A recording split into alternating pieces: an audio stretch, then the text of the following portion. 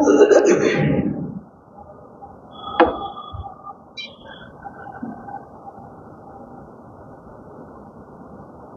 الحمد لله نحمده ونستعينه ونستغفره ونؤمن به ونتوكل عليه ونعوذ بالله من شرور أنفسنا ومن سيئات أعمالنا من يهد الله فلا مضل له ومن يضلله فلا هادي له ونشهد أن لا إله إلا الله وحده لا شريك له ونشهد أن سيدنا ومولانا محمدا عبده ورسوله الذي بلغ الرسالة وأدى الأمانة ونصح الأمة وجاهد في الله حق جهاده وتركنا على المحجة البيضاء ليلها كنهارها لا يزيغ عنها إلا هالك صلوات الله وسلامه عليه وعلى آله وأصحابه الطيبين الطاهرين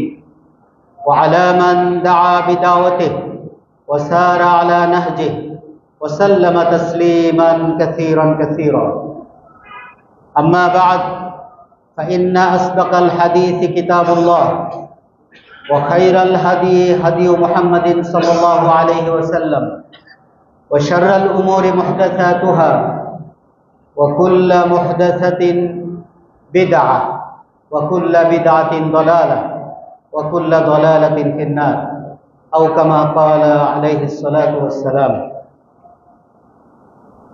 সম্মানিত মুসল্লি ভাই ও বোনেরা, আমরা প্রথমে আল্লাহ সুবহানাহু ওয়া তাআলার লাখো কোটি শুকরিয়া জ্ঞাপন করছি আমাদের অতি প্রতীক্ষিত রমাদান মুবারকের খুব কাছাকাছি তিনি আমাদেরকে পৌঁছিয়েছেন। আলহামদুলিল্লাহ। রমাদানে পৌঁছার জন্যে আল্লাহ রাসূল সাল্লাল্লাহু আলাইহি সাল্লামের তার সাহাবীগণ সকলেই আল্লাহর কাছে আকুতি করতেন। আমরাও সেই আকুতি করেছি এবং আজকে পর্যন্ত তিনি আমাদেরকে বাঁচিয়ে রেখেছেন, সেজন্য আল্লাহর শুকরিয়া আদায় করছি আলহামদুলিল্লাহ। এবং দোয়া করছি আল্লাহুম্মা বাল্লিগনা রমাদান, তিনি যেন আমাদেরকে রমাদান পর্যন্ত নিয়ে যান এবং রমাদানের যত খায়ের বারকাত সব কিছু তিনি আমাদেরকে যেন লাভ করার তৌফিক দান করেন। সম্মানিত ভাই ও বোনেরা, আমরা আজকে যে বিষয়টা নিয়ে কথা বলবো তা হচ্ছে রমাদান মাসে আমাদের সমাজে প্রচলিত ভুল সমূহ এবং প্রকৃত অর্থে আমাদের করণীয় কি, এই বিষয়ে আমরা কথা বলবো। আমরা যদি এটাকে আরবিতে বলি তাহলে দাঁড়ায় আল আখতা আশ-শাইআ ফি মুজতামাইনা ফি রমাদান, রমাদানে আমাদের সমাজে প্রচলিত ভুল সমূহ। আল্লাহ সুবহানাহু ওয়া তাআলা তৌফিক দিলে আমরা 21টা পয়েন্টে কথা বলবো ইনশাআল্লাহ। যেহেতু পয়েন্ট অনেকগুলো বেশি, সুতরাং একটু তাড়াতাড়ি আমরা আগাবো যাতে সবগুলো শেষ করা যায়। সর্বপ্রথম যে ভুলটা আমরা রমাদানকে কেন্দ্র করে করি সেটা হচ্ছে আদামু তাহাররি হিলাল শাহরি রমাদান ফি নিহায়াতি শাবান, শাবানের শেষে রমাদানের চাঁদ অন্বেষণ করা, এটা আমরা করি না। রাসূলের হারিয়ে যাওয়া একটা সুন্নাহ হচ্ছে চাঁদ দেখা। আমরা যখন ছোট ছিলাম তখনও এটা এতটা হারিয়ে যায়নি। আমার মনে আছে মাগরিবের নামাজ পড়ে আমরা বাচ্চারা মোটামুটি কার আগে কে গিয়ে চাঁদ উদ্ধার করতে পারি এক ধরনের প্রতিযোগিতা ছিল। আমাদের আব্বু আম্মু আমাদেরকে এ ব্যাপারে এনকারেজ করতেন। কিন্তু আজকাল আমাদের বাচ্চারা কিন্তু ভুলেই গেছে যে চাঁদ দেখা নামক একটা ইবাদত আছে, চাঁদ দেখতে হয়, চাঁদ দেখতে আল্লাহ রাসূল আদেশ করেছেন এবং চাঁদ দেখার পর একটা দোয়াও করতে হয়। আমাদের বাচ্চারা কিন্তু আজকাল অনেকেই বিষয়টা জানে না, ভুলে গেছে। শুধু কি তা, আমাদের অনেককেও যদি জিজ্ঞেস করা হয় যে হিজরি সাল কত চলছে, অনেকে হয়তো নাও পারতে পারি, এরকম না ব্যাপারটা। আর বাচ্চাদের কথা তো বলাই বাহুল্য, বাংলা সাল কত এটাও অনেক বাচ্চারা জানবে না, শুধু জানবে কোনটা ইংরেজি সাল কত, ইংরেজি মাস কোনটা চলছে, তারিখ কোনটা চলছে, তাই না? অথচ আমাদের মৌলিক ইবাদতগুলোর প্রায় সবই হচ্ছে চন্দ্র মাসের সাথে রিলেটেড। কখন কোন চন্দ্র মাস আসছে আর কখন কোনটা যাচ্ছে, এটার হিসেব রাখা ইসলামের একটা অন্যতম প্রধান দায়িত্ব। একজন মুসলিম হিসেবে আমাদের প্রত্যেকের দায়িত্ব। আল্লাহ সুবহানাহু ওয়া তাআলা যে 12 মাসের কথা বলছেন, যে 12 মাসের গণনা তিনি শুরু করেছেন আসমান জমিনের সৃষ্টি লগ্ন থেকে। ইন্না ইদ্দাতাশ শুহুরি ইনদাল্লাহি 12 শাহরান ফি কিতাবিল্লাহ ইয়াওমা খালাকাস সামাওয়াতি ওয়াল আরদ মিনহা আরবাআতুন হুরুম। আল্লাহর কাছে মাস গণনা তখন থেকে শুরু হয়েছে যখন তিনি আসমান এবং জমিন সৃষ্টি করেছেন। এই যে 12 মাসের গণনা সেটা তখন থেকে। সেই 12 মাস কি বৈশাখ জ্যৈষ্ঠ, নাকি সেই 12 মাস জানুয়ারি ফেব্রুয়ারি, নাকি সেই 12 মাস মুহররম সফর? নিঃসন্দেহে সেটি হচ্ছে মুহররম সফর। কারণ একটু পরে আল্লাহ বলছেন মিনহা আরবাআতুন হুরুম, তার মধ্যে 4টা মাস হচ্ছে সম্মানিত। আর সেই 4টা সম্মানিত মাসের বর্ণনা কোথায় এসেছে? কোরআনে আসেনি, এসেছে হাদিসে। হাদিসে বর্ণনা দিতে গিয়ে কোন 4টা মাসের কথা বলা হয়েছে? যুলকাদা, যুলহিজ্জা, মুহররম এবং রজব। এগুলো কি বাংলার মাস নাকি ইংরেজির নাকি আরবির? নিঃসন্দেহে আরবি। তার মানে যেই 12 মাসের কথা আল্লাহ সুবহানাহু ওয়া তাআলা ওই আয়াতে বলেছেন সেগুলো হচ্ছে চন্দ্র মাস। তাহলে এই চন্দ্র মাসের হিসেব আমরা রাখি না, এটা কি দুঃখজনক নয়? আমাদের বাচ্চারা অনেকেই জানেই না যে নতুন মাস যেটা আসতেছে সেটার নাম কি আর সেটাতে আমাদের করণীয়। এই যে হারিয়ে যাওয়া সুন্নত, এই সুন্নতটা আমাদেরকে উজ্জীবিত করতে হবে। সারা বছরের কথা বাদই দিলাম, অন্তত রমাদান মাস, যেই মাসটাকে আমরা খুব ঘটা করে উদযাপন করব, সেই মাসের আগে এই মাসের চাঁদটা দেখতে চাওয়া, দেখার চেষ্টা করা, এটা কি দরকার না? সুতরাং আমরা নিজেরাও যেমন দেখব, আমাদের বাচ্চাদেরকেও দেখতে শেখাবো। আচ্ছা বলুন তো, আমরা যদি চাঁদ না দেখি, সবাই যদি ঘরে চুপ করে বসে থাকি, আকাশের দিকে না তাকাই চাঁদ দেখার ওই মুহূর্তটাতে, তাহলে মেসেজটা কর্তৃপক্ষকে দিবে কি? আমরা খালি আশায় বসে থাকি যে চাঁদ দেখা কমিটি মেসেজ দিবে, দেন আমরা কাজ করতে শুরু করব। আর এই জন্যই তো দেখা যায় অনেক সময় রাত 11টায় খবর আসে যে চাঁদ দেখা গিয়েছে, তাই না? আমরা যদি তৎপরতা দেখাতাম, আমরা যদি নিজেরা এই কাজটা ঠিক মতো করতাম, সময় মতো করতাম, তাহলে চাঁদ দেখা কমিটির কাছে মেসেজ আগে যেত এবং তারা আমাদেরকে আগে ভাগে জানাতে পারতেন। সুতরাং এই সুন্নাহটাকে আমরা, এই অবহেলিত সুন্নাহটাকে চলুন পুনরুজ্জীবিত করি। 2 নাম্বার যে ভুলটা নিয়ে আমি কথা বলবো সেটা হচ্ছে আত-তাকসীরু ফি তাজমি'ল আত'ইমা আল-মুতানাওয়িআ ফি রমাদান। রমাদান আসলেই রকমারি খাবারের স্তূপ করে ফেলা ঘরের মধ্যে, এর একটা প্রতিযোগিতা আমাদের মধ্যে শুরু হয়ে যায়, তাই না?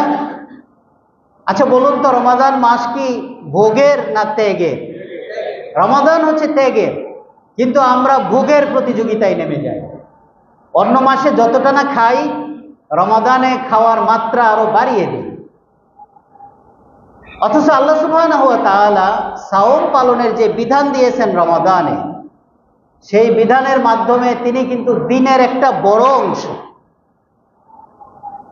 প্রায় 60% অংশ খাওয়া দাওয়া নিষিদ্ধ করে দেন, তাই না? 15-16 ঘন্টা, অর্থাৎ 12 ঘন্টারও বেশি, অর্ধেকেরও বেশি। তাহলে বাকি যেই কম অর্ধেক সময়টা, ওইটার মধ্যে আমরা কেন এত খাইতে যাব? এত প্রতিযোগিতা কেন হবে? তাহলে খাদ্যদ্রব্যেরই বা কি বলে বাজার কিভাবে নিয়ন্ত্রিত হবে? আর ব্যবসায়ীরা কেন বা সুযোগ না নেবে? আমাদের দুই পক্ষেরই কিন্তু এখানে দায় আছে। আমরা বেশি করে বাজারে হুমড়ি খেয়ে পড়ি রমাদান আসতে না আসতে, আর এই সুযোগটা গ্রহণ করে আমাদের অসৎ ব্যবসায়ী, তাই নয় কি? আমাদের দুই শ্রেণীরই এখানে দায়িত্ব আছে। আমরাও যেমন মজুদদারি করার চিন্তা করব না, মজুদদারি বলতে নিজের ভোগের জন্য মজুদদারি, যা লাগবে তার চেয়ে বেশি করে কিনে ফেলা, অথবা একসাথে অনেক বেশি করে কেনা, অনেক বেশি টার্গেট করা। এটা থেকে আমরা যদি কিছুটা নিয়ন্ত্রিত হই, নিজেদেরকে নিয়ন্ত্রণ করি, তাহলে আশা করা যায় বাজার নিয়ন্ত্রণের ক্ষেত্রে আমাদের যে ভূমিকাটা থাকা দরকার সেটাও ইনশাআল্লাহ থাকবে। আল্লাহ সুবহানাহু ওয়া তাআলা আমাদেরকে তৌফিক দান করুন। সম্মানিত ভাই ও বোনেরা, রমাদানে যেই বিধানটা, যেই মূল কাজটা আমরা করব সাওম, এই সাওমের মানেই হচ্ছে বিরত থাকা, তাই না? সাওম শব্দটার অর্থই হচ্ছে আল ইমসাক, বিরত থাকা। কিসের থেকে বিরত থাকা? হারাম কাজ থেকে তো নিঃসন্দেহে বিরত থাকা, তাই তো? কিন্তু হারাম কাজ থেকে বিরত থাকা শুধু রোজা রাখলে নয়। হারাম কাজ থেকে বিরত থাকাটা রোজা রাখলেও যেমন, না রাখলেও তেমন। বিশেষ করে যে বিরত থাকার কাজটা আমরা করি সাওম পালন কালে, সেটা হচ্ছে কিছু হালাল কাজ থেকে বিরত থাকা, তাই নয় কি? যেই কাজগুলো মূলত হালাল ছিল, এরকম কিছু হালাল কাজ থেকে আমরা সাওম পালন অবস্থায় বিরত থাকি। এটাই হচ্ছে সাওমের বিধান।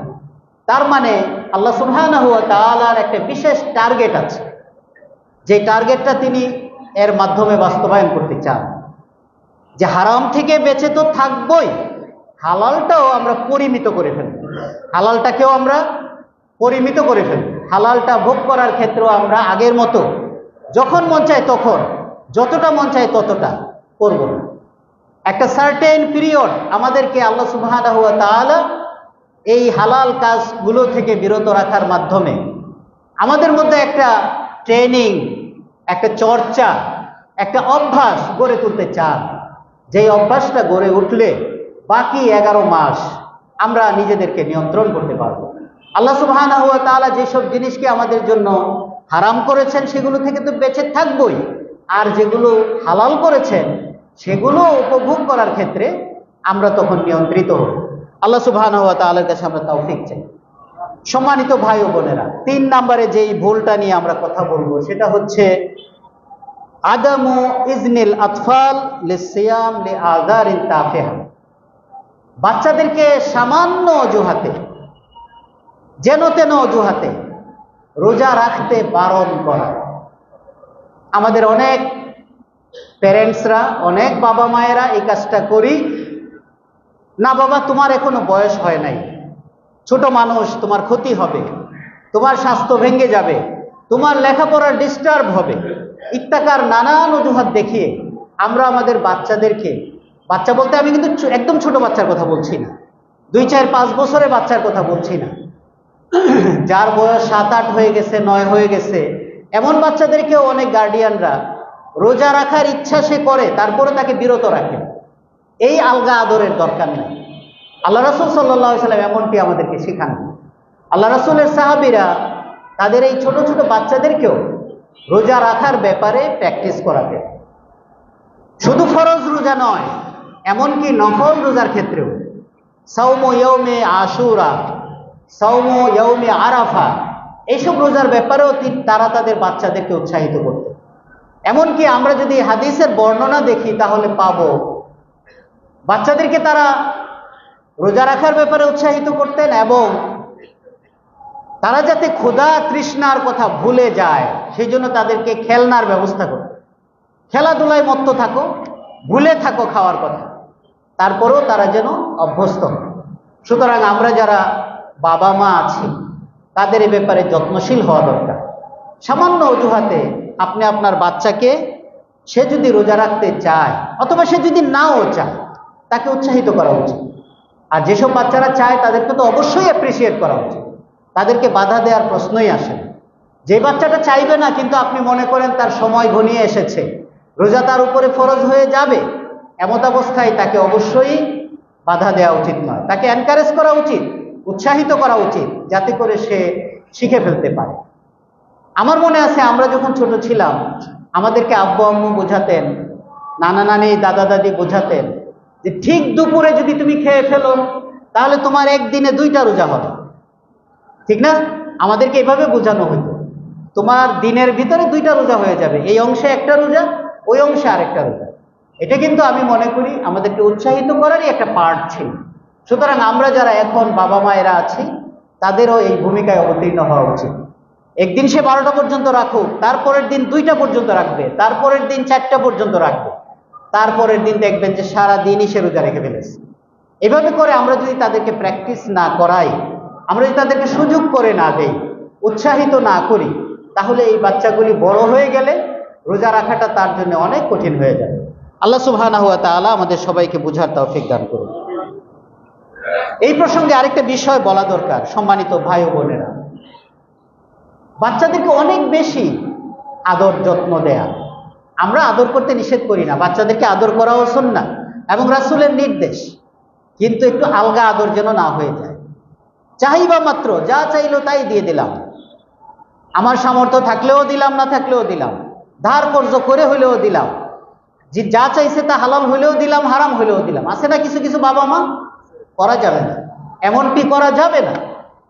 অবশ্যই খেয়াল রাখতে হবে যে এই সাওম আমাদেরকে ত্যাগ শেখাতে এসেছে, ভোগ শেখাতে এসেনি। ভোগ শেখাবার জন্য আসেনি, সাওমের বিধান দেওয়া হয়েছে ত্যাগ শেখাবার জন্য। এই ত্যাগ কি শুধু আমি আর আপনি শিখবো, নাকি আমাদের বাচ্চাদেরকেও শেখাতে হবে? বাচ্চাদেরকেও শেখাতে হবে। আপনার না হয় সামর্থ্য আছে, আপনি আপনার বাচ্চাকে যা চায় তাই সাথে সাথে দিয়ে দিতে পারেন, কিন্তু আরেকজন কি পারে? সমাজের সবাই কি পারে? এই জন্য বাচ্চাকে শেখান। আর 10টা বাচ্চা যারা নাকি আনফরচুনেট, আপনার বাচ্চার মতো নয়, তাদের অবস্থাটা সে যেন ফিল করতে পারে। এটা দরকার আছে না? অবশ্যই দরকার আছে।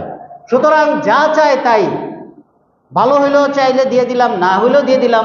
একটা জিনিসের দিকে একটু সুন্দর করে তাকাইছে, বাবা মার মল গলে গেছে, বোধ হয় তার ওইটা পছন্দ হয়েছে, তাই দিয়ে দিলাম। নো, এমনটি করা উচিত নয়। তাহলে বাচ্চাটা কষ্ট সহিষ্ণু হবে না।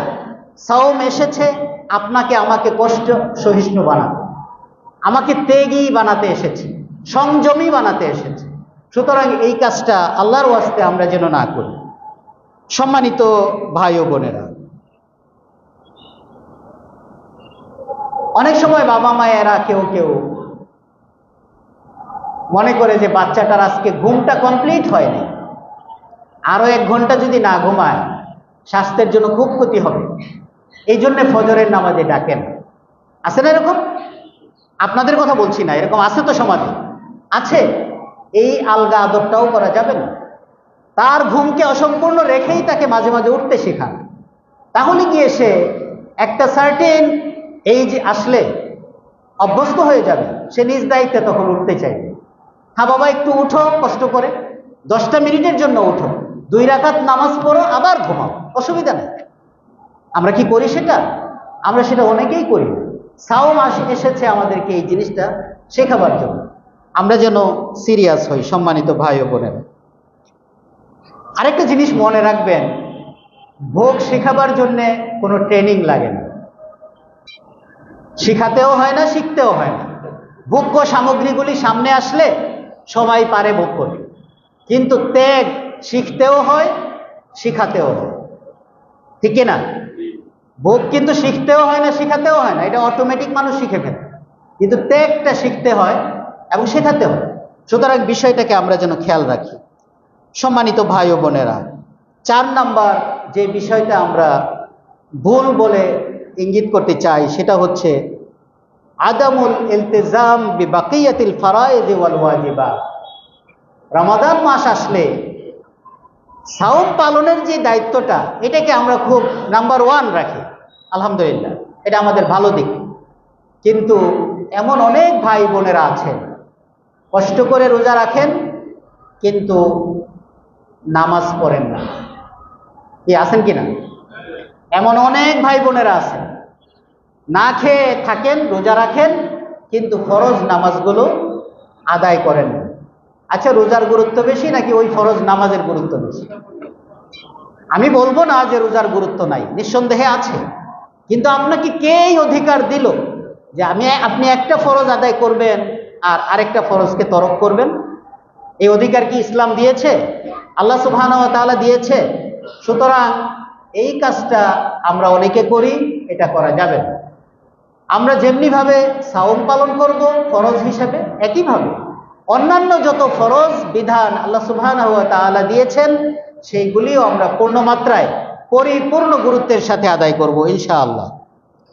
অনেকে দেখা যায়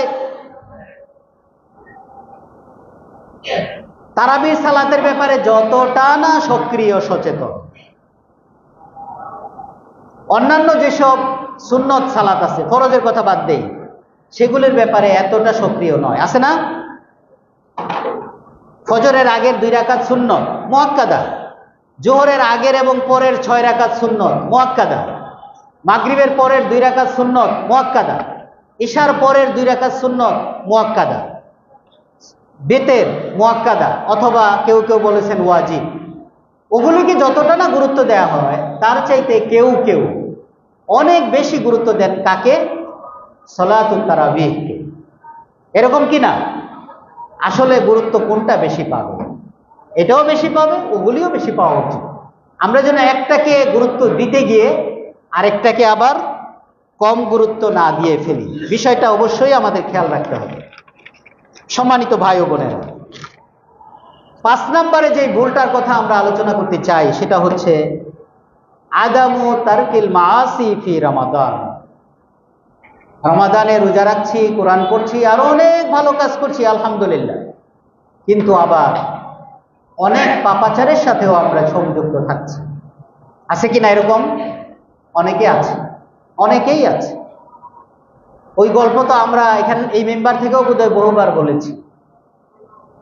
ঘুষখোর অফিসার রমাদানে দিনের বেলায় যখন কেউ ঘুষের প্রস্তাব নিয়ে যায় তখন নাকি বলে যে আমি তো হাতে হাতে নিব না, আপনি একটু ড্রয়ারটা খুলে রেখে দিয়ে যান।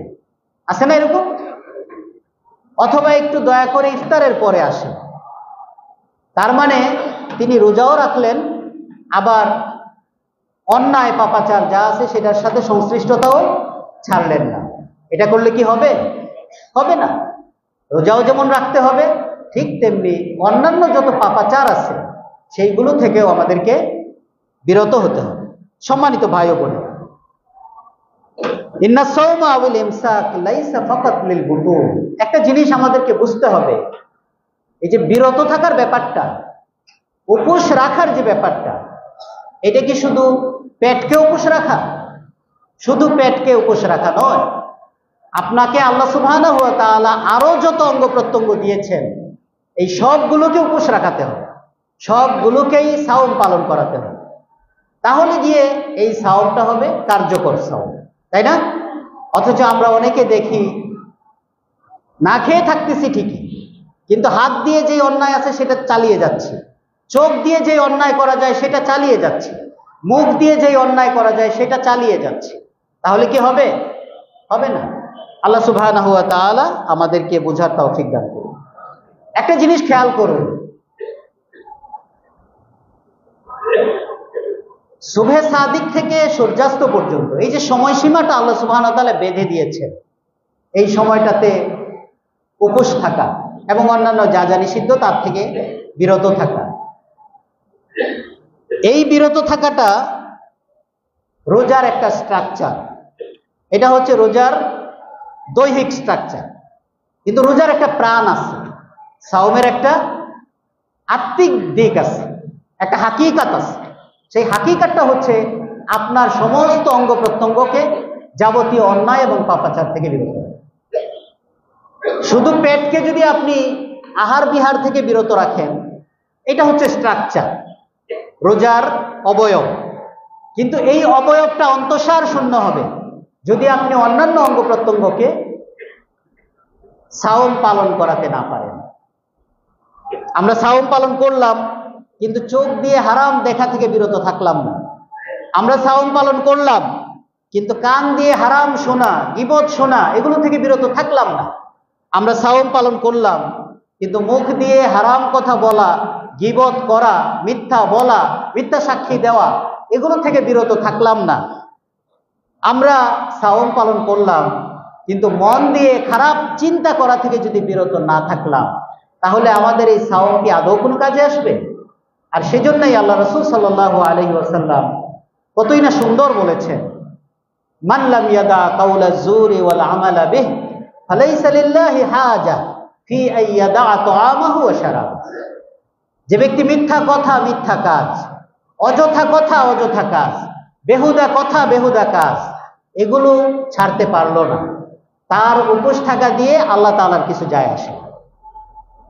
সে নিছক উপোসই থাকুক, আর কোনো লাভ হবে না। আল্লাহ সুবহানাহু ওয়া তাআলা আমাদেরকে বুঝার তৌফিক দান করুন। সম্মানিত ভাই ও বোনেরা, 6 নম্বরে যে ভুলটা আমরা করে থাকি সেটা হচ্ছে তালাফফুজুন নিয়্যা লিস-সাওম। সাওম পালনের জন্য মুখে উচ্চারণ করে নিয়ত করা। আমরা ছোটবেলায় শুনতাম, নাওয়াইতু আন আসুমা গাদাম মিন শাহরি রমাদান আল মুবারাক, এভাবে করে একটা বাক্য আছে, তাই না? আমাদের সমাজে ওই যে রমাদান মাস আসলে কিছু ক্যালেন্ডার ছাপে বিভিন্ন প্রতিষ্ঠান, ওইসব ক্যালেন্ডারেও এটা দেওয়া থাকে, রোজার নিয়ত কোন কোন ক্যালেন্ডারে দেয়া থাকে। কিন্তু মজার ব্যাপার হচ্ছে, আপনি কোনো ক্যালেন্ডারে এই নিয়তের নিচে কোনো রেফারেন্স দেখবেন না, অমুক হাদিস অথবা কোরআন এরকম কিছু রেফারেন্স নাই। এটাই বলে দিচ্ছে যে দিস ইজ নট অথেন্টিক। কথা বুঝে আসছে? আসলে এর কোনো ভিত্তি নাই। মুখে উচ্চারণ করে নিয়াত করতে হবে সাওমের জন্য, এরকম কোনো বিধান কোরআন এবং সুন্নাহ দ্বারা প্রমাণিত নয়। এটা আমাদের সমাজে এক সময় ব্যাপকভাবে চালু ছিল, আলহামদুলিল্লাহ এখন কমেছে, কিন্তু এটাকে একদম শূন্যের জায়গায় নিয়ে যেতে হবে। আমরা সবাই যদি সিদ্ধান্ত নেই তাহলে এটা শূন্যের জায়গায় নিয়ে যাওয়া সম্ভব কিনা? অবশ্যই সম্ভব ইনশাআল্লাহ। ছোটবেলায় তো আমরা এমনও শুনতাম যে সুবে সাদেকের আগেই যদি কেউ এই বাক্যটা না বলে, নাওয়াইতু আন আসুমা গাদান, তাহলে রোজাই হবে না, এমন কথাও শুনতাম। এরপরে আইসা আরেকটু সহনশীল ভাবে শুনেছি কি জানেন, যে যদি এটা অন্তত সূর্য পশ্চিম আকাশে হেলার আগে, কেমন যদি প্রথম প্রহরে বলে ফেলা হয় তাইলেও হবে, কিন্তু তাও যদি কেউ মিস করে তাহলে রোজাই হবে, এরকম কথাও আমরা শুনেছি। কত সাংঘাতিক কথা! আসলে বিষয়টা হচ্ছে এর কোনো ভিত্তি নাই। আল্লাহ সুবহানাহু ওয়া তাআলা আমাদেরকে বোঝার তৌফিক দান করুন। সম্মানিত ভাই ও বোনেরা, 7 নম্বরে যে ভুলটা রমাদান আসলে আমাদের সমাজে প্রচলিত সেটা হচ্ছে তারকুস সিওয়াক আসনা আস-সাওম। রোজা রাখা অবস্থায় মেসওয়াক করা বাদ দিয়ে দেওয়া। এটা রাসূলুল্লাহ সাল্লাল্লাহু আলাইহি ওয়াসাল্লামের আরেকটা বলে হারিয়ে যাওয়া সুন্নাত। মেসওয়াক এটা আরেকটা হারিয়ে যাওয়া সুন্নাত। শুধু রোজা রাখা অবস্থায় নয়, সারা বছর মেসওয়াক করা হচ্ছে রাসূলের একটা দায়মি সুন্নাত। সব সময় যিনি যেটা করতেন, মৃত্যুর আগ মুহূর্তেও যেটা তিনি করেছেন, তাই না? মৃত্যুর আগ মুহূর্তেও যেটা তিনি করেছেন, এটা এমন একটা সুন্নাত। আল্লাহ রাসূল এক হাদিসে বলছেন, লাউলা আন আশুক্কা আলা উম্মতি, আমি যদি আমার উম্মতের জন্য এটা কঠিন মনে না করতাম, লা আমারতুহুম বিসসিওয়াকি ইনদা কুল্লি মসজিদ, আমি যদি আমার উম্মতের জন্য এটা কঠিন হবে বলে মনে না করতাম, তাহলে আমি তাদেরকে আদেশ করতাম যে প্রত্যেক সালাতের আগে তারা যেন মিসওয়াক। সুতরাং এই হারিয়ে যাওয়া সুন্নতটাও আমাদের নিয়ে আসতে হবে। এমনকি রোজা রাখা অবস্থায় রাসূলুল্লাহ সাল্লাল্লাহু আলাইহি ওয়াসাল্লাম দিনের মধ্যে বহুবার মিসওয়াক করতেন, হাদিস দ্বারা প্রমাণিত। কোন কোন সাহাবী বলছেন লা ইউমকিনু ইহসাউহা, মানে কত সংখ্যক বার যে তিনি মিসওয়াক করতেন, অর্থাৎ একটু পরে পরে, যেটা নাকি গণে রাখা যায় না, গণে শেষ করা যাবে না। এই হারিয়ে যাওয়া সুন্নতটাও আমাদেরকে পালন করতে হবে। আমরা পারি কিংবা না পারি, অন্তত পক্ষে এইটাকে যেন অস্বীকার না করি। অনেকে দেখা যায় বিরত করে, আরেকজনকে বারণ করে যে না না তুমি রোজা রাখছো, রোজা ভেঙে যাবে, এটা করো না, এটা করা যাবে না। আল্লাহ সুবহানাহু ওয়া তাআলা আমাদেরকে বোঝার তৌফিক দান করুন। 8 নম্বরে যে ভুলটা নিয়ে আমরা কথা বলবো সেটা হচ্ছে আত-তাজিলু ফিস সুহুরি জিদ্দান, সাহারি খুব আগে ভাগে করে ফেলা, সাহারি করার জন্য বেশি তাড়াহুড়া করা। অনেকে অতিরিক্ত সাবধানতা অবলম্বন করতে গিয়ে রাত 12টার সময় করে ফেলে, মধ্যরাতে। আমি জানি না এরপরে ঘুমায় গেলে ফজরের নামাজ মিস হয় কি হয় না, সেটা ওনার বিষয়। কিন্তু অনেকে বেশি সাবধানতা অবলম্বন করতে গিয়ে একেবারে মাঝরাতেই সাহারি করে ফেলে। আল্লাহ রাসূলের সুন্নাহ কি? আল্লাহ রাসূলের সুন্নাহ হচ্ছে সাহারি দেরিতে করা। কিন্তু এই দেরিতে করতে গিয়ে আবার বাড়াবাড়ি করা যাবে না। অনেকে দেখা যায় দেরি করতে করতে এতটাই দেরি করে ফেলেন যে মোটামুটি মুয়াজ্জিন সাহেবের সাথে ওনার চোর পুলিশ খেলাখেলি হয়, তাই না? মুয়াজ্জিন সাহেব আজান শেষ করতেছেন আর উনি সাহারি খাওয়া শেষ করতেছেন, এমনটিও করা যাবে না। তার মানে বেশি বাড়াবাড়ি করা চলবে না, ছাড়াছাড়িও করা চলবে না। আল্লাহ রাসূল শেষ মুহূর্তে সাহারি করতে বলেছেন, এটা উত্তম। কাজেই শেষ মুহূর্তে তার মানে টাইমের ভেতরে শেষ মুহূর্তে আমাদেরকে করতে হবে। আমরা যেন টাইমের বাইরে চলে না যাই, আবার বেশি সতর্কতা অবলম্বন করতে গিয়ে আমরা যেন অনেক আগে করে না ফেলি। এই দুইটার মধ্যে সমন্বয় করার চেষ্টা করতে হবে। আল্লাহ সুবহানাহু ওয়া তাআলা আমাদেরকে তৌফিক দান করুন। ইফতার এবং সাহারি এই দুইয়ের মধ্যে সাহারির বেলায় দেরিতে করা হচ্ছে সুন্নাহ, মর্যাদাপূর্ণ। আর ইফতারের বেলায় কোনটা মর্যাদাপূর্ণ? তাড়াতাড়ি করা। আমাদের সমাজে আবার অনেক মানুষ এমনও আছেন যারা ইফতারটা ইচ্ছে করে একটু দেরি করে করেন, কনফার্ম হয়ে নেই যে সূর্যটা ডুবেছে কিনা। কথা বুঝছেন? অনেকে কনফার্ম হওয়ার জন্য আরো 2-4 মিনিট লেট করে। বিজ্ঞানের এই উন্নতির যুগে এখন কি কনফার্ম হওয়ার জন্য আর কিছু দরকার হয়? সব টাইম টেবিল সেট করা আছে, তাই না? সুতরাং এরপরে আর দুদুল্যমনতায় ভোগার দরকার নাই, কনফার্ম হওয়ার জন্য আরো 2-4 মিনিট দেরি করার দরকার নাই। আল্লাহ সুবহানাহু ওয়া তাআলা আমাদেরকে বোঝার তৌফিক দান করুন। একটা হাদিস এসেছে, লা ইয়াজালুন নাসু বিখাইরিন, মানুষেরা ততদিন পর্যন্ত কল্যাণের উপর থাকবে, মা আজ্জালুল ফিতর, এটা বুখারী মুসলিমের হাদিস, যতদিন পর্যন্ত তারা ইফতারকে তাড়াতাড়ি করবে। কিন্তু তাড়াতাড়ির অর্থ এই নয় যে সূর্য ডুবতে আরো 3 মিনিট বাকি, আমি নিশ্চিত তারপরে করে ফেললাম, এটা আবার এত বেশি তাড়াতাড়ি নয়। টাইম হওয়া মাত্র আর দেরি নয়, এটা হচ্ছে উদ্দেশ্য। আল্লাহ সুবহানাহু ওয়া তাআলার কাছে আমরা তৌফিক কামনা করছি, তিনি যেন আমাদেরকে বিষয়গুলো খেয়াল রাখার তৌফিক দান করেন। 9 নম্বরের যে ভুলটা নিয়ে আমরা কথা বলবো সেটা হচ্ছে তারকুস সুহুর লিআদাই ফরিদাতিল গোসল। রমাদানের শেষ প্রহর, রাতের শেষ প্রহরে অনেক সময় গোসল ফরজ হতে পারে কারো, তাই না? রাতে কারো গোসল ফরজ হতে পারে। এমন অবস্থায় যদি দেখা যায় এখন যদি আমি ফরজ গোসল আদায় করতে যাই তাহলে সাহারি খাওয়ার টাইম থাকবে না, তাই সাহারি না খেয়ে গোসল করতে যায় অনেকে। এটা একটা ভুল। বরং নিয়ম কি? সময় মতো সাহারি করে ফেলতে হবে। আল্লাহ রাসূল বলেছেন, তাসাহহারু ফা ইন্না ফিস সুহুরি বারাকা, তোমরা সাহারি করো, সাহারির মধ্যে বারাকা রয়েছে। সাহারি করা ইটসেলফ একটা ইবাদত। সাহারি করা ইটসেলফ একটা ইবাদত, এটা নিজেই একটা ইবাদত। এই ইবাদতের জন্য আল্লাহ সুবহানাহু ওয়া তাআলার কাছে সওয়াব রয়েছে, প্রতিদান রয়েছে। সুতরাং এটিকে অবজ্ঞা করা যাবে না। আপনার এই গোসল আগে পিছে করা যাবে, কিন্তু এটা মনে করার কোনো কারণ নাই যে আমি এই নাপাক অবস্থায় সাহারি কিভাবে খাবো, এটা ভুল ধারণা। আর রাসূল সাল্লাল্লাহু আলাইহি ওয়াসাল্লাম এই ব্যাপারে স্পষ্ট নির্দেশনা দিয়ে গেছেন। কারো যদি এমনটি হয় তাহলে সে যথাসময়ে সাহারি করে ফেলবে, দেন সালাত আদায় করার আগে সে গোসল করে নেবে। আল্লাহ সুবহানাহু ওয়া তাআলা আমাদেরকে বোঝার তৌফিক দান করুন। 10 নম্বর যেই ভুলটা আমাদের সমাজে প্রচলিত সেটা হচ্ছে তারকুস সাওম লিআদামি আকলিস সাহুর। সাহারি খেতে পারিনি কোনো কারণে, এই অজুহাতে রোজা ছেড়ে দেও। আপনারা কেউ নিজেদের গায়ে মাখাবেন না, আমি কিন্তু আপনাদের কথা বলছি না। কারো কারো মধ্যে এই প্রবণতা আছে, থাকতে পারে, আছে না? থাকতেই পারে যে আজকে সাহারি করতে উঠতে পারি নাই, সেই জন্যে না খেয়ে কি মরবো নাকি, এই জন্য রোজা রাখে না, আছে না এরকম? আছে। মারাত্মক ভুল, মারাত্মক ভুল। আপনাকে বাঁচাবার আর মারবার কার হাতে? আল্লাহ সুবহানাহু ওয়া তাআলার কাছে। একদিন না খাইলে কি মানুষ মরে যায়? মানুষ মরে যায় না। 2-3 দিন না খাইলেও মানুষ মরে না।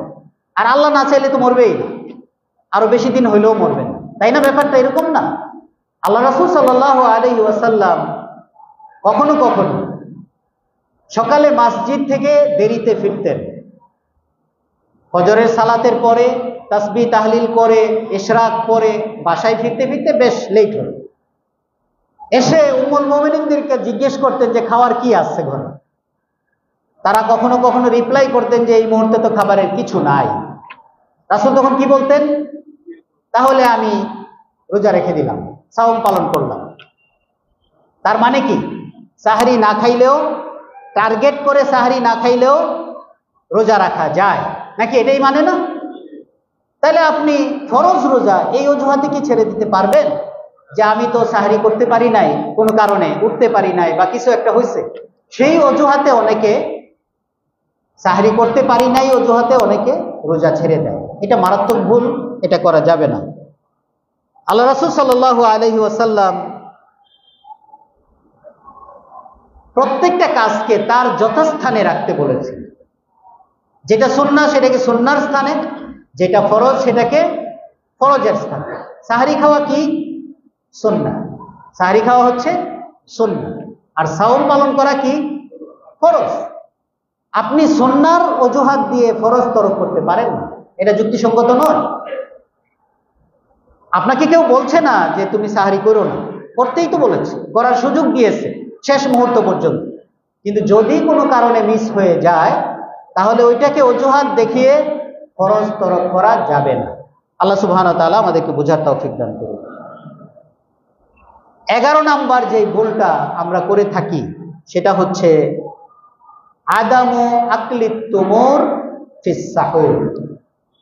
সাহরির মধ্যে খেজুর না খাওয়া। সাহরির মধ্যে খেজুর না খাওয়া। খেয়াল করে দেখুন, আমরা সবাই একটা কাজ খুব সিনসিয়ারলি করি, সিরিয়াসলি করি, সেটা কি? ইফতার যেন খেজুর ছাড়া না হয়, ঠিক না? আমরা সবাই এটা খুব ভালো করে মেনটেন করি যে ইফতার শুরু করব কি দিয়ে? খেজুর দিয়ে। খেজুর দিয়ে ইফতার করা সুন্নাহ, এটা খুব মেনটেন করি আমরা। কিন্তু আরেকটা জিনিস মেনটেন করি না, সেটা হচ্ছে খেজুর দিয়ে সাহরি করা। ইফতারেও যেমন খেজুর খাওয়া সুন্নাহ, একইভাবে সাহরিতেও কিন্তু খেজুর খাওয়া সুন্নাহ। এবং আল্লাহ রাসূল সাল্লাল্লাহু আলাইহি সাল্লামের পরিষ্কার হাদিস, আবু দাউদের হাদিস কিন্তু সহিহ, সেখানে বলা হয়েছে নেমা সাহুরুল মুমিনি আত-তামার। নেমা সাহুরুল মুমিনি আত-তামার।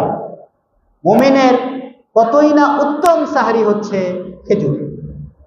আপনি অন্যান্য খাবার খেয়েছেন, পরে বা আগে পিছে সাথে একটা খেজুরও, তাহলে এই সুন্নাহটা পালিত হবে।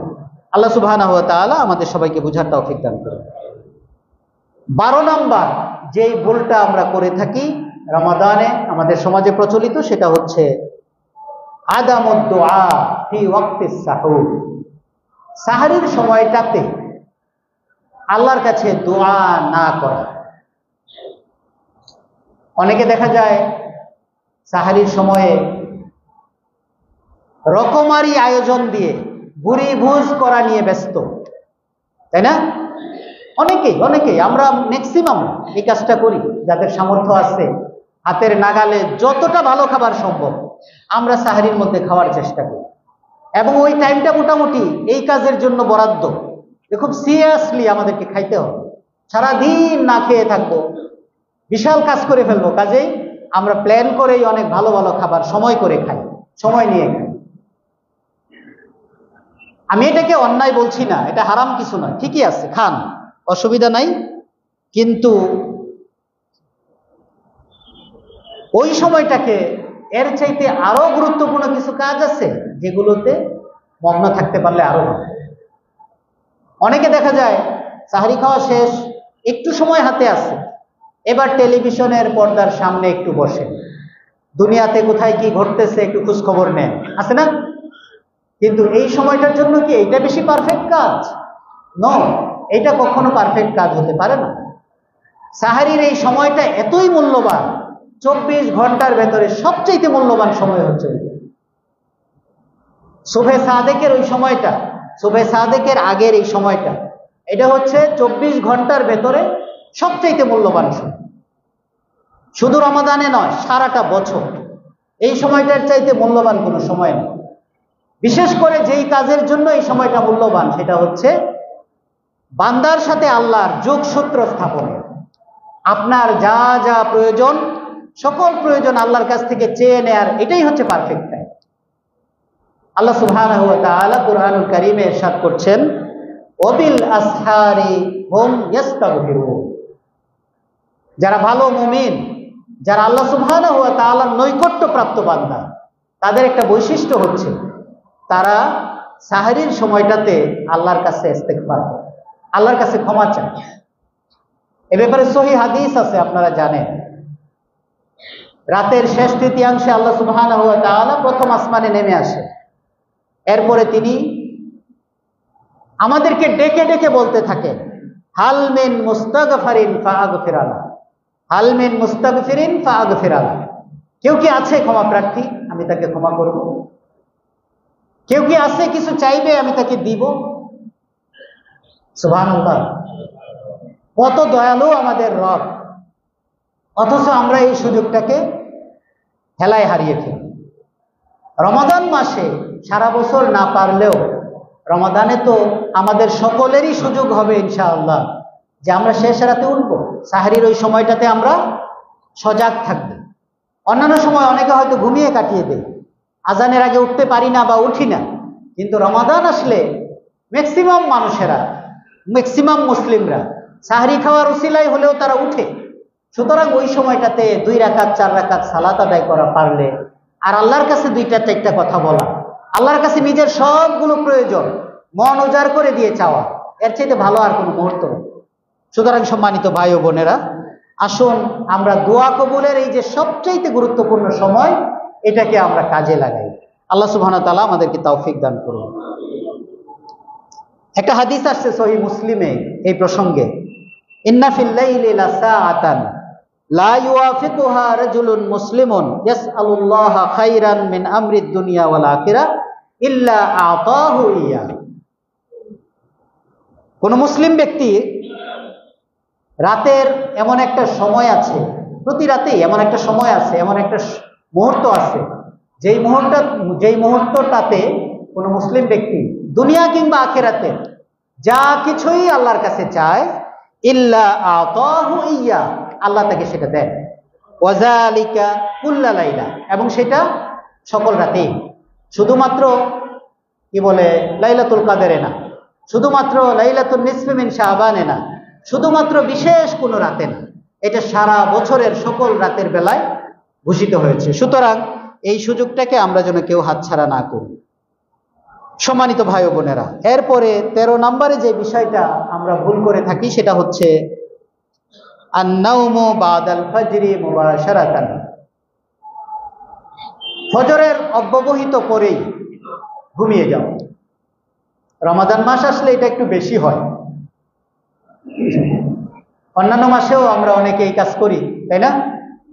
নাওমে সানি বলে ওলামায়ে কেরাম এটাকে, নাওমে সানি, দ্বিতীয় ঘুম। নিষেধ না, কিন্তু সকালের সময়টাকে একটু বাদ দিয়ে ফজরের ইমিডিয়েট পরে নয়।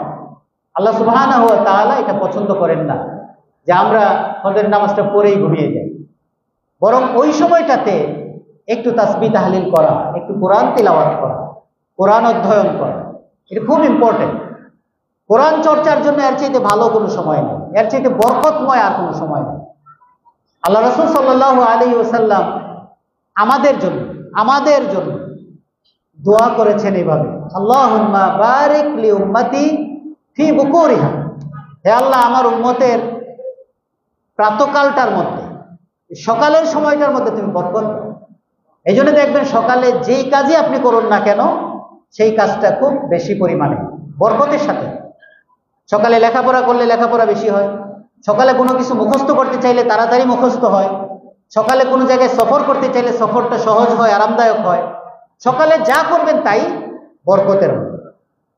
এই জন্য সকালের ওই কাজটাকে, সকালের ওই মুহূর্তটাকে ঘুমের মাধ্যমে আমরা যেন কাটিয়ে না দিই। এই যে এখন হেফজখানাগুলোতে হাফেজদেরকে মূল পড়াটা হিফজ করার দায়িত্ব দেয়া, কাজটা দেয়া হয় কখন? ওই ফজরের সময়, ফজরের আগের সময়টাতে হিফজ করার মূল কাজটা তারা করে তখন। আর রিভিশন ওগুলি করে অন্য টাইম। কারণ ওই সময় মানুষের ব্রেইনটা এত বেশি সতেজ থাকে, স্বচ্ছ থাকে, যে তখন তার মধ্যে যা ঢুকাতে চাইবেন তাই সহজে ঢুকে যায়। আল্লাহ সুবহানাহু ওয়া তাআলা আমাদেরকে তৌফিক দান করুন। আমাদের ছোট ছোট বাচ্চাদেরকে এই অভ্যাসটা করাতে হবে, রাতে আগে ঘুমিয়ে যাওয়া এবং ফজরে ঘুম থেকে জেগে যায়। হোমওয়ার্কগুলি তখন করা, কোনো কিছু মুখস্থ করার থাকলে ওই সময়টাতে করা। বিশেষ করে কোরআনুল কারীমের তিলাওয়াত, কোরআনুল কারীম মুখস্থ করানো, এই কাজটা আমরা নিজেরাও যেন সকালবেলায় করার চেষ্টা করি, বাচ্চাদেরকেও যেন সকালবেলা করানোর চেষ্টা করি। সকালবেলার এই গুরুত্বটা, মানে সকালবেলার টাইমটার গুরুত্বের একটা অন্যতম কারণ কি জানেন? আল্লাহ সুবহানাহু ওয়া তাআলা যে ফেরেশতাদেরকে দুনিয়াতে পাঠান আমাদের সাথে থাকার জন্য, আমাদের বিভিন্ন কর্মকাণ্ডকে অবলোকন করার জন্য, সহযোগিতা করার জন্য, ফেরেশতারা দুইটা গ্রুপে বিভক্ত। এক গ্রুপ হচ্ছে দিনের বেলা ডিউটি করে, আরেক গ্রুপ রাতের বেলায় ডিউটি করে। যেই গ্রুপটা দিনের বেলায় ডিউটি করে এরা ফজরের সময় চলে আসে, এসে সারাদিন আমাদের সাথে থাকে। আর যেই গ্রুপটা রাতের বেলায় ডিউটি করে এইটা ফজরের সময় যায়, বিদায় হয়ে। যারা আমরা সকালবেলায় সালাতে আসি, সকালবেলায় কোরআন তেলাওয়াত করি, কোরআন চর্চা করি, ফেরেশতারা গিয়ে আল্লাহর কাছে রিপোর্ট করে, রাতের গ্রুপ গিয়ে রিপোর্ট করে যে আমরা তাদেরকে সালাতের মধ্যে দেখে আসছি, এই কাজে দেখে আসছি, তোমার কাজে দেখে আসছি। আবার দিনের গ্রুপ যারা এসেছে তারা গিয়ে রিপোর্ট করে আমরা যখন গিয়েছিলাম গিয়ে তাদেরকে এই কাজে পেয়েছি। তাহলে এটা বিরাট ব্যাপার না? মানে দুই গ্রুপেরই ভালো রিপোর্ট আমরা পাচ্ছি যদি আমরা সকালবেলাটাকে যথাযথভাবে কাজে লাগাই। হাদিসে এসেছে ইয়াজতামিউ ফীহি মালাইকাতুল লাইল ও মালাইকাতুন নাহার, দিনের ফেরেশতা এবং রাতের ফেরেশতা এই দুই গ্রুপই এই টাইমটাতে একত্রিত হয়। সুতরাং ভালো রিপোর্ট আমাদের ব্যাপারে যায় আল্লাহর কাছে। সুবহানাল্লাহি ওয়া বিহামদিহি। সম্মানিত ভাই ও বোনেরা, 14 নাম্বার যেই পয়েন্টটা নিয়ে আমি কথা বলবো সেটা হচ্ছে তারকু ইজাবাতিল আযান ফিল মাগরিব ফি রমাদান। রমাদান মাসের বিশেষ করে মাগরিবের সালাতে আজান যখন হয়, আজানের জবাব দেয়া আমরা ছেড়ে দিই। আমাদের কাছে একটা অজুহাত থাকে, কি সেটা? সারাদিন এত কষ্ট করে রোজা রাখছি, সুতরাং এখন আমার শুধুমাত্র কর্মসূচি হচ্ছে ইফতার করা, মজার ইফতার করা, এটাই হচ্ছে আমার একমাত্র কর্মসূচি। এটা আমাদের অনেকটা ইয়েতে পরিণত হয়ে গেছে। কিন্তু আমরা জানি না যে মুয়াজ্জিন যখন আজান দেয় তার আজানের জবাব দেয়া কিন্তু সুন্নাহ, এবং এটা রাসূলুল্লাহ সাল্লাল্লাহু আলাইহি ওয়াসাল্লামের নির্দেশ, তাই না? আজানের জবাব দিলে কি লাভ হবে? কোনো লাভ হবে? অনেক লাভ। আমরা অনেকেই সেটা হয়তো জানি না। আচ্ছা, মুয়াজ্জিন যে আজান দেয়, এই যে মুয়াজ্জিন সাহেব আসছেন আজান দেয়, তাদের এত ফজিলত কেন জানেন? তাদের এত ফজিলত হচ্ছে তারা যখন হাইয়া আলাস সালাহ বলে আমাদেরকে ডাকছেন, আমরা যারা তাদের ডাকে সাড়া দিয়ে মসজিদে চলে আসি, আমরা সালাত আদায় করে যা সওয়াব পাবো আল্লাহ সুবহানাহু ওয়া তাআলা তার সমপরিমাণ নেকি মুয়াজ্জিনের আমলনামায় দিবেন। সুবহানাল্লাহি ওয়া বিহামদিহি। ঠিক একইভাবে আমরা যারা মুয়াজ্জিনের আজান শুনে আজানের জবাব দিব, আমাদের বেলায় ওই সমপরিমাণ সওয়াব আল্লাহ সুবহানাহু ওয়া তাআলা আমাদের আমলনামায় লিখে দিবেন। সুতরাং এই সুযোগটাকে হাতছাড়া করা যায়? এই সুযোগটা হাতছাড়া করা উচিত নয়। রমাদান মাসে সওয়াব তো বেশি না? রমাদান মাসে অন্যান্য মাসের চেয়ে তো সওয়াব বেশি পাবে। যারা মুসল্লি নামাজ পড়তে আসবেন তারা বেশি সওয়াব পাবেন, তাহলে আমিও বেশি পাবো। বুঝছেন কিনা কথাটা? আর এই জন্যই আমি বিশেষভাবে এটার কথা বলছি যে রমাদান মাসের বিশেষ করে ওই টাইমটাতে, ওই ওয়াক্তের আজানটাতে আমরা মশগুল হয়ে যাই খাওয়ার ব্যাপারে, একটা গ্রাসও মিস করি না। কেন? ইফতারটা নিতেও তো আজানের জবাব দেওয়া যায় না? যদি খালি মাথার মধ্যে যদি থাকে ব্যাপারটা যে আমাকে এটা করতে হবে, তাহলে এটা করা কোনো অসম্ভব কিছু না। শত ব্যস্ততার ভিতর দিয়েও, খাওয়ার ভিতর দিয়েও এই কাজটা করা সম্ভব। আল্লাহ সুবহানাহু ওয়া তাআলা আমাদেরকে বোঝার তৌফিক দান করুন। সম্মানিত ভাই ও বোনেরা, 15 নাম্বার যে ভুলটা আমরা করি সেটা হচ্ছে আল আজালাতু ফি তিলাওয়া ফি সালাতি তারাবিহ। সালাতুত তারাবিহের মধ্যে তিলাওয়াতে তাড়াহুড়া করা, এটা বহুল প্রচলিত একটা ব্যাপার আমাদের সমাজের। এটা নিয়ে আগেও কথা হয়েছে, আমরা খুব বেশি বলতে চাই না। কোরআনুল কারীম রমাদানে খতম করতেই হবে তারাবির মধ্যে, এমন কোনো বাধ্যবাধকতা কিন্তু ইসলাম দেয়নি। সুতরাং এটা যেন না হয় যে কোরআনকে যেন তেন ভাবে ছোড়াছুড়ি করা, কোরআনকে ফুটবল খেলার মতো কে কার চেয়ে জোরে ক্লিক করতে পারে, এই প্রতিযোগিতায় আমরা যেন নেমে না যাই। এই মসজিদ সম্ভবত ভালো, আমি যদিও জানি না রমাদানের অবস্থা, তারাবির অবস্থা, কিন্তু তারাবির সালাত অন্য সালাত থেকে ব্যতিক্রম কিছু নয়। অন্য সালাতের তিলাওয়াত যেমন হবে তার তিলের সাথে, তারাবিহের সালাতেও তিলাওয়াত হতে হবে তার তিলের সাথে। আলহামদুলিল্লাহ রাব্বিল আলামিন ওয়ালা দাল্লিন এরকম টান মারার কোনো দরকার নাই। বুঝে শুনে প্রত্যেকটা লেটার স্পষ্ট করে উচ্চারণ করে হতে হবে। অনেক সময় মসজিদ কমিটি হাফেজ নিয়োগের সময় করেন, চেষ্টা করেন এমন কাউকে নিয়োগ দিতে যারা তাড়াতাড়ি পড়তে পারে, তাই না? কিন্তু আসলে ওইটা বিবেচ্য বিষয় হওয়া উচিত নয়। বিবেচ্য বিষয় হওয়া উচিত যারা আস্তে পড়তে পারে। আচ্ছা, আস্তে পড়া বেশি সহজ নাকি তাড়াতাড়ি পড়া বেশি সহজ? তাড়াতাড়ি পড়া সহজ নাকি দ্রুত ধীরে ধীরে পড়া সহজ? তাড়াতাড়ি পড়া হচ্ছে সহজ। এটা ঠিক ড্রাইভিং এর মতো। আপনারা যারা ড্রাইভিং জানেন, ড্রাইভ করেন, তারা ভালো বলতে পারবেন। আপনি যদি ড্রাইভিং পারেন, রাস্তা যদি ফ্রি থাকে, আপনি যত জোরে মন চায় চালাইতে পারবেন। এটা যতটা সহজ, আপনাকে যদি বলা হয় একেবারে 0 পয়েন্টে চালাও, তাইলে কঠিন, অনেক কঠিন, অনেক অনেক কঠিন। আপনার স্টার্ট বন্ধ হয়ে যাওয়ার আশঙ্কা থাকে, ঠিক না? খুব বেশি স্লো চালানোটা কঠিন, কিন্তু খুব বেশি স্পিডি চালানোটা কঠিন নয়। একটা জিনিস আমাদেরকে মনে রাখতে হবে, আমরা 4Gর চাইতে 5G কে প্রাধান্য দেই। আমরা স্পিডি হতে চাই, তাই না? আপনি স্পিডি হন, দোষ নাই, কিন্তু সকল কিছুতে নয়। সব কিছুতে স্পিডি হওয়া ভালো না, সব কিছুতে দ্রুতগামী হওয়া ভালো না। কোরআনুল কারীমের ক্ষেত্রে দ্রুতগামী হওয়ার কোনো প্রশ্নই আসে না। এখানে আপনি যত স্লো হবেন ততই ভালো। আপনি তাদাব্বুরের সাথে কোরআন পড়েন, সেটাই হচ্ছে কাম্য। আল্লাহ সুবহানাহু ওয়া তাআলা আমাদেরকে বোঝার তৌফিক দান করুন। সম্মানিত ভাই ও বোনেরা, ষষ্ঠদশ বা 16 নাম্বার বিষয় যেটা, সেটা হচ্ছে আল আদিয়া ওয়াল আজকার বাদা কুল্লি আরবা'i রাকাআত। প্রত্যেক 4 রাকাতের পরে সুনির্দিষ্ট কিছু দোয়া পড়া। আমরা ছোটবেলা থেকে দেখে আসছি, মুখে একদম ফেনা ফেলে দেওয়া হয়, তাই না? সুবহানাল মুলকি ওয়াল মালাকাতি সুবহানাল ইজ্জাতি কি দোয়া আছে নাকি? বড় হয়ে আমরা জানতে পারলাম যে এই ধরনের কোনো বিধান কোরআন এবং সুন্নায় নাই। আমি পরে ভুলে যাব, একজন মুসল্লি অসুস্থ আছেন, দোয়া চেয়েছেন, আমরা তার জন্য দোয়া করব। ব্রেন টিউমারে আক্রান্ত, তো রোগ মুক্তির জন্য আমাদের এক মুসল্লির ছেলে, তো আমরা তার রোগ মুক্তির জন্য দোয়া করছি। আল্লাহ সুবহানাহু ওয়া তাআলা যেন তাকে শিফায়ে কামেলা আজেলা দান করেন। তো বলছিলাম যে 4 রাকাত পর পর একটু বিশ্রাম নেওয়া হচ্ছে। বিশ্রাম না নিয়ে বরং আপনি কাজে লাগাই দিলেন সবাইকে, মহা পরিশ্রম। এতক্ষণ যতটা না পরিশ্রম ছিল, ওই বিরতির সময়টাতে বরং পরিশ্রম আরো বেশি লাগাই দিলেন। এটা তো হতে পারে না, এটার কোনো আসল নাই, এটার কোনো ভিত্তি নাই। সুতরাং ভিত্তিহীন এই কাজটা আমরা করব না। এরপরে সপ্তদশ বা 17 নাম্বার হচ্ছে আদামুদ দুআ লিমান আফতারাস সাইমিন। আমরা যখন ইফতার করি, ইফতার করলে একটা দোয়া করি, এটা সাধারণত আমরা ভুল করি না, তাই না? জাহাবাজ জমা ওয়াবতাল্লাতিল উরুক ওয়া সাবাতাল আজরু ইনশাআল্লাহ, এটা আপনারা করেন, আমরা সবাই করি। কিন্তু আমাদেরকে কেউ যখন দাওয়াত করে ইফতার খাওয়ায়, তখন তাদের জন্য যে দোয়া করা উচিত, এটা কিন্তু আমরা অনেকেই অবহেলা করি, নাকি? এটা অনেকেই অবহেলা করি, কিন্তু এটাও আমাদেরকে একটু মাথায় রাখতে হবে। কি দোয়া করতে হবে?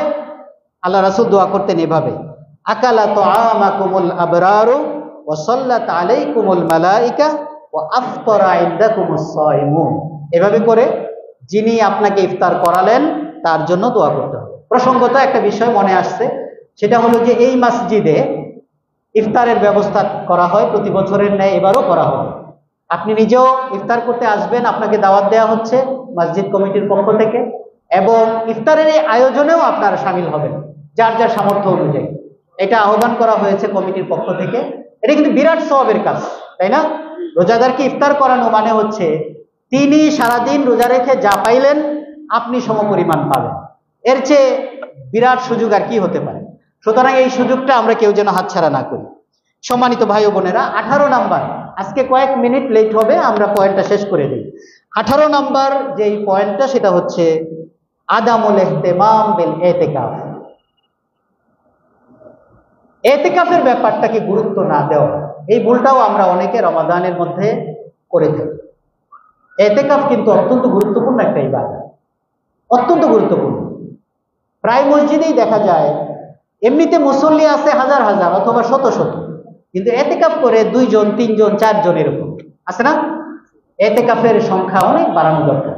এবং এই এতেকাফ সাধারণত দেখা যায় মুরব্বী মুসল্লিরা করে। আসলে কি এতেকাফ শুধু মুরব্বীদের? এতেকাফ কিন্তু মুরব্বীদের না শুধু, এতেকাফ যেমনি ভাবে মুরব্বীদের তেমনি ভাবে সেটা যুবকদের। যুবকরাও এই ব্যাপারে অগ্রগামী হওয়া দরকার। কেমন? কোরআন হাদিস ইসলাম রিলেটেড বই পুস্তক এতেকাফরত অবস্থায় পড়া যাবে। তো মসজিদে এসে এতেকাফ করলাম, লেখাপড়াও চললো, কিছু অসুবিধা কি? তাই না? এমন না যে আমি লেখাপড়া থেকে ডিটাচড হয়ে থাকবো 10 দিন ধরে, আমার অনেক বেশি লস হয়ে যাবে। আমি এটা ছাত্র ভাইদের জন্য বলছি, এরকম না ব্যাপারটা। লেখাপড়া যেগুলো শারঈ লেখাপড়া সেগুলো করতেও তো দোষ নাই এখানে বসে, তাই না? সুতরাং যুবক ভাইয়েরাও যাতে এতেকাফে আসি আমরা তাদেরকে উদ্বুদ্ধ করব। সম্মানিত ভাই ও বোনেরা, রমাদান মাসের এই এতেকাফটা হচ্ছে ফিনিশিং। এই মাসের ফিনিশিং ইবাদত হচ্ছে কি? এতেকাফ। আপনাদের মনে থাকবে নিশ্চয়ই, ছোটবেলায় আমরা এটা বলতাম, বাবা মায়েরা বা দাদা দাদিরা দোয়া করতো আমার বাচ্চা যেন দুধে ভাতে মানে বড় হয়। অর্থাৎ কি? তাদের ফিনিশিংটা যেন ভালো হয়। দেখেন আপনি অনেক কিছু খেয়েছেন কিন্তু দুধ ভাত খান নাই, কেমন জানি একটা অপূর্ণতা রয়ে গেছে, ঠিক না? রমজানের এই যে সিয়াম সাধনা তথা পুরা মাসব্যাপী আমরা যা যা করব, এগুলোর ফিনিশিংটা হবে এতেকাফ করবে। এতেকাফ করলে আপনি যে পরিতৃপ্তিটা পাবেন পুরা রমজানের সকল আয়োজনে, এই পরিতৃপ্তিটা এতেকাফ না করলে পাবেন না। সুতরাং এই বিষয়টা আমরা যেন খেয়াল রাখি। আল খাতা উত্তাসে আসার 19তম ভুল আমরা যেটা করি সেটা হচ্ছে আদামু তাহাররি লাইলাতুল কদর তিওয়াল আল আশরিল আওয়াখির। শেষ দশকের পুরোটা ধরে লাইলাতুল কদর অন্বেষণ না করা। আমরা অনেকে শুধুমাত্র 27 তারিখে লাইলাতুল কদর অন্বেষণ করি, অথচ আল্লাহ রাসূলের পরিষ্কার হাদিস কি সেটা?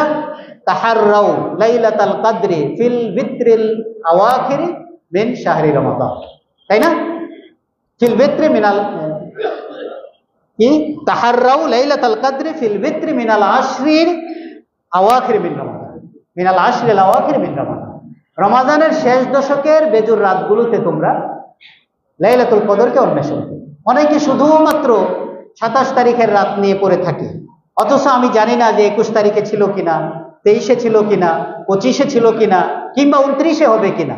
এই বিষয়টাকে আমরা কিন্তু জানি না কেউ, এটা উজ্জ্বল রাখা হয়েছে।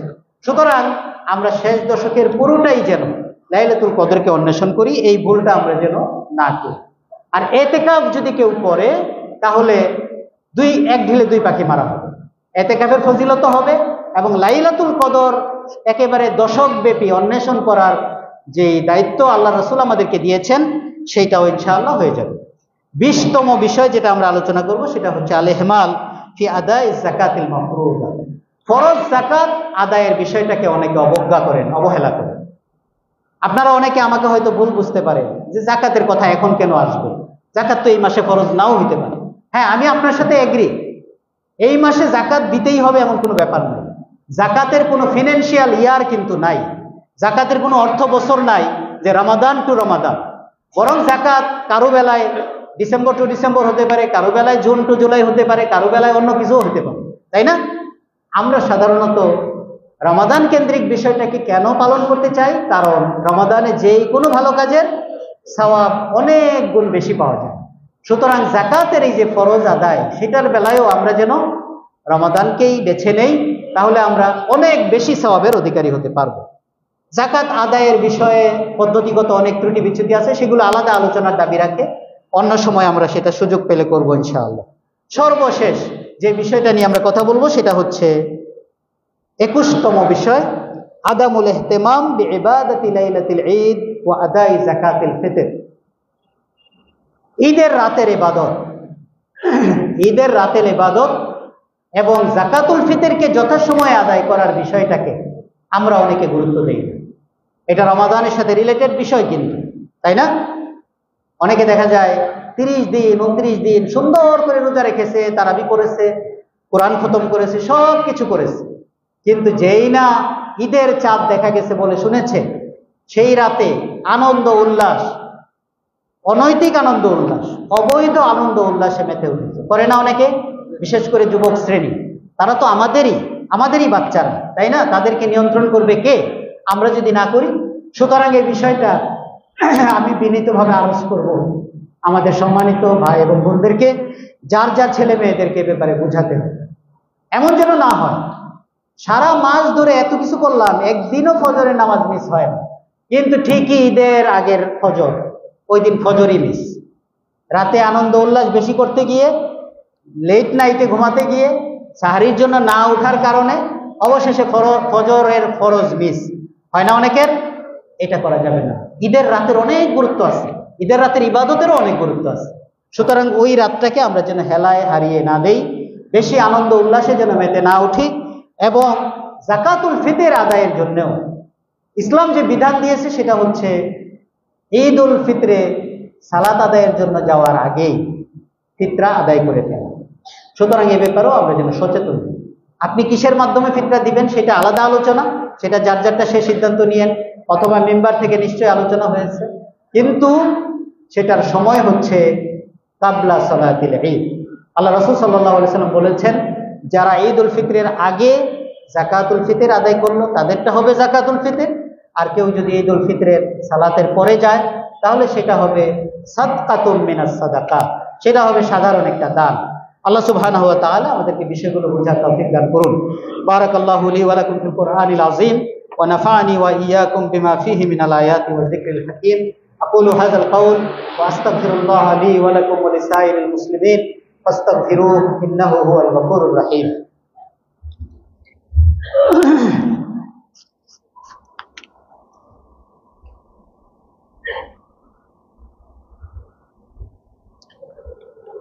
আলহামদুলিল্লাহি রাব্বিল আলামিন ওয়া লা উদওয়ানা ইল্লা আলাল যালিমিন ওয়াসসালাতু ওয়াসসালামু আলাল মাবউসি রাহমাতাল লিল আলামিন ওয়া আলা আলিহি ওয়া আসহাবিহি আত-তাইয়্যিবিন আত-তাহিরিন ওয়া আলা মান দা'a বিদাওয়াতিহি ওয়া সারা আলা নাহজিহি ওয়া সাল্লামা তাসলিমান কাসীরান। আম্মা বা'দ, ফায়া আইয়ুহাল ইখওয়াতু ওয়াল আখাওয়াত, উসীকুম ওয়া নাফসি বিতাকওয়াল্লাহি আযজা ওয়া জাল, ফাইন্নাহু ওয়াসিয়াতুল্লাহি তাআলা ফিল আউওয়ালিন ওয়াল আখিরিন। সুম্মা আকুল إن الله سبحانه وتعالى أمركم بأمر بدأ بنفسه وثنى بالملائكة المسبحة لقدسه وثلث بكم أيها المؤمنون من برية إنسه وجنه، فقال مخبرا وآمرا إن الله وملائكته يصلون على النبي يا أيها الذين آمنوا صلوا عليه وسلموا تسليما. اللهم صل وسلم وبارك على سيدنا محمد وعلى آل سيدنا محمد كما صليت وسلمت وباركت على سيدنا إبراهيم وعلى آل سيدنا إبراهيم في العالمين إنك حميد مجيد. وارض اللهم عن الخلفاء الأربعة أبي بكر وعمر وعثمان وعلي وعن سائر الصحابة والتابعين رضوان الله تعالى عليهم أجمعين وعنا معهم بعفوك وكرمك يا أكرم الأكرمين ويا أرحم الراحمين. اللهم أعز الإسلام والمسلمين، اللهم أعز الإسلام والمسلمين، اللهم أعز الإسلام والمسلمين واخذل الكفرة والمبتدعة والمشركين. اللهم انصر إخواننا المسلمين في كل مكان يا رب العالمين. اللهم انصر المسلمين في فلسطين وفي كشمير وفي كل مكان يا رب العالمين. ربنا هب لنا من أزواجنا وذرياتنا قرة أعين واجعلنا للمتقين إماما. اللهم اشف مرضانا ومرضى المسلمين وارحم موتانا وموتى المسلمين. اللهم احسن عاقبتنا في الامور كلها واجرنا من خزي الدنيا وعذاب الاخره. اللهم اجعل لنا وللمسلمين من كل هم فرجا ومن كل ضيق مخرجا ومن كل بلاء عافيه. ربنا ظلمنا انفسنا وان لم تغفر لنا وترحمنا لنكونن من الخاسرين. ربنا آتنا في الدنيا حسنه وفي الآخرة حسنة وقنا عذاب النار. عباد الله رحمكم الله، إن الله يأمر بالعدل والإحسان وإيتاء ذي القربى وينهى عن الفحشاء والمنكر والبغي يعظكم لعلكم تذكرون. ولذكر الله أكبر والله يعلم ما تصنعون. قوموا إلى صلاتكم.